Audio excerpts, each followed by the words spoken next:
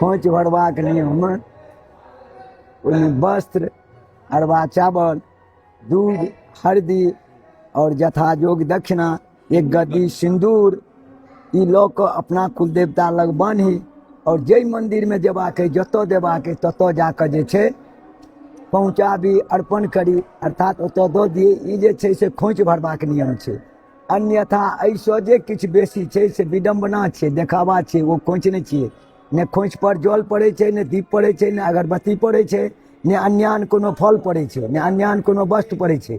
एतबे छै। और अपना कुलदेवता लग ओकरा बान्ही नतमस्तक भऽ कऽ, आ जै देवता लग देबाक तै देवता लग नतमस्तक भऽ कऽ समर्पित कऽ दिए, पुजारी के दऽ दिए, बस भऽ गेलै, प्रणाम करी चलि जाय। ई छै खोइच भरबाक नियम।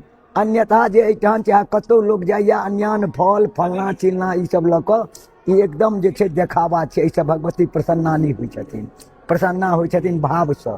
ताहि दुआरे जे छै यदि खोइच केओ आदमी भरी तऽ हुनकासँ ई हमर आग्रह जे हम कहलहुँ हेँ तद अनुसार जहिया कहियो जतऽ कतहु खोइच भरी से एहि नियमसँ खोइच भरी। ई जे सर्वोपरि नियम छै, अन्यथा सबटा विडम्बना छियै।